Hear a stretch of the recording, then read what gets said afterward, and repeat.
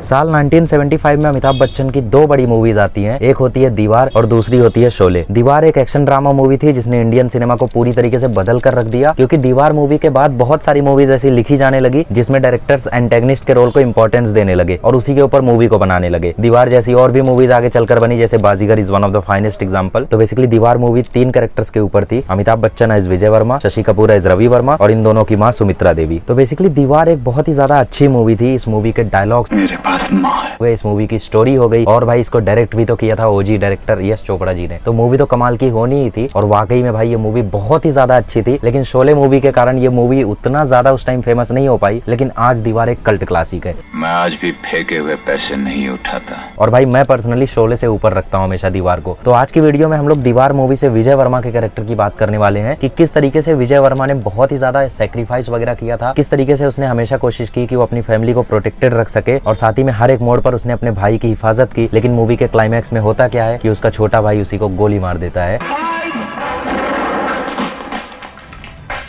भगवान करे। Hey, I've seen this one. This is a classic.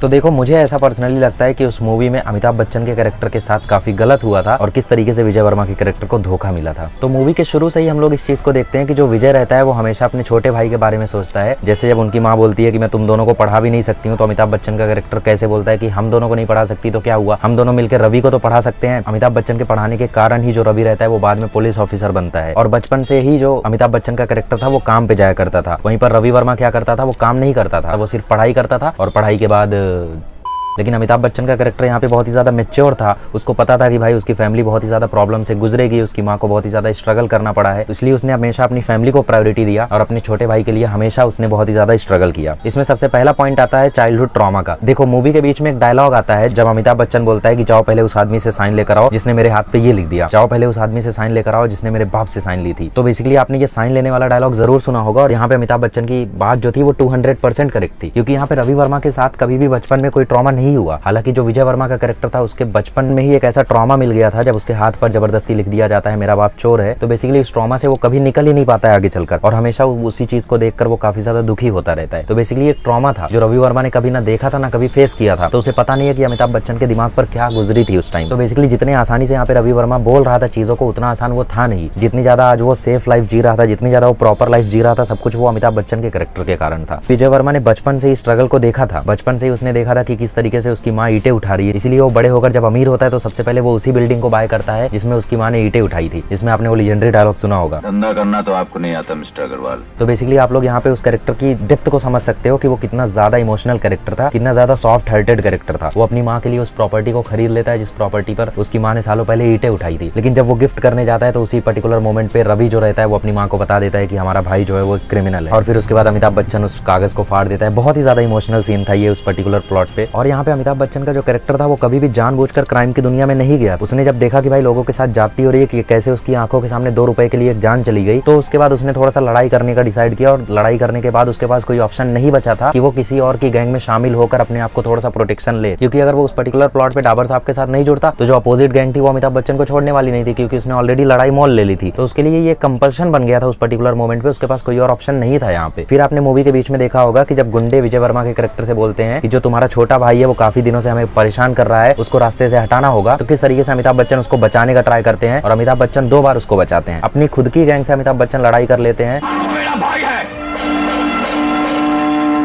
और आइंदा उसके बारे में से बात की तो तुम्हारी ज़बान खींच लूंगा, लेकिन अपने छोटे भाई को कुछ भी नहीं होने देते हैं। वहीं पर उनका छोटा भाई क्या करता है, खुद के हाथों से ही गोली मार देता है। अमिताभ बच्चन सबसे ज्यादा यहाँ पे अगर किसी चीज से लगाव रखते थे तो वो अपनी फैमिली से रखते थे, लेकिन वही रवि वर्मा का कैरेक्टर जो था वो जबरदस्ती अपने वसूलों का ज्ञान दिया करता था। भाई देखो, वसूल वगैरह का ज्ञान देना बहुत आसान होता है, लेकिन जिस हालात में तुम थे, जिस हालात से तुम्हारा भाई गुजरा है, वो हालात बहुत अलग थे। तुम तो हमेशा अपनी माँ की गोद में पड़े रहते थे, कभी विजय वर्मा के कैरेक्टर को देखते। विजय का नास्तिक होना, यहाँ पे जो विजय वर्मा का नास्तिक होना था वो इस चीज को सिग्निफाई करता था कि बचपन से विजय वर्मा ने बहुत सारे ऐसे ट्रॉमा झेले थे, बहुत सारे ऐसे इंसिडेंट्स देखे थे जिनके कारण विजय वर्मा नास्तिक हो गया था। और बेसिकली ये रियल लाइफ में भी होता है, जब इंसान के साथ बहुत सारी प्रॉब्लम हो जाती है, उसको बहुत सारी प्रॉब्लम्स के साथ गुजरना पड़ता है, तो फिर एक पर्टिकुलर मोमेंट पे उसका भगवान से भरोसा उठ ही जाता है। अब यहाँ पे लोग इस चीज को एक्सेप्ट भी कर लेंगे तो फिर वो इस चीज को ट्रोल करने लगते हैं कि वो आखिर फिर बिल्ला नंबर 786 पे भरोसा क्यों करता था। लेकिन ऐसा कुछ नहीं है भाई। मूवी में आप लोगों ने शायद क्लाइमैक्स में डिटेलिंग को नोटिस नहीं किया कि अमिताभ बच्चन लास्ट में मंदिर में लौटते हैं। बहुत ही ज्यादा तगड़ा सिग्निफिकेंस था उस पर्टिकुलर प्लॉट का। मूवी के क्लाइमैक्स में जब उसके सारे रास्ते बंद हो चुके थे तो बेसिकली वो मंदिर में लौट कर आता है और भगवान के पास लौट कर आ जाता है। लेकिन लोग अपने प्रोपेगेंडा को स्प्रेड करने के लिए आधे सीन्स को ही दिखाते हैं, उसमें सिर्फ उसका नास्तिक होना दिखाते हैं। उन लोग लास्ट में उस पर्टिकुलर सीन को नहीं दिखाते हैं जब अमिताभ बच्चन वापस उसी मंदिर में लौटते हैं और अपनी माँ की जान की भीख मांगते हैं और फिर उनकी माँ की जान बच भी जाती है। तो ऑब्वियसली भाई यहाँ पे पॉजिटिव चीजें तो ग्लोरीफाई की गई है। और बिल्ला नंबर 786 को सिर्फ एज अ गुड लक इस मूवी में दिखाया गया है। ऐसा नहीं दिखाया गया है कि वो बेसिकली अल्लाह या किसी और चीज पे भरोसा करता था। सिर्फ उसने उसको गुड लक की तरह रखा हुआ था क्योंकि रहीम चाचा ने उसको ऐसा बोला था कि ये गुड लक होता है। लेकिन लोग इस चीज को गलत वे में लेते हैं। एनीवेज, ये बहुत ही ज्यादा एक अच्छी डिटेल थी इस मूवी में, जो कि एक और बार साबित करती है कि किस तरीके से अमिताभ बच्चन कितना ज्यादा प्यार करते थे अपनी माँ से। और अगर आपने मूवी ध्यान से देखी है तो मूवी में एक सीन आता है जहाँ पे उसकी माँ बोलती है रवि से, मैं विजय से ज्यादा प्यार करती हूँ। मतलब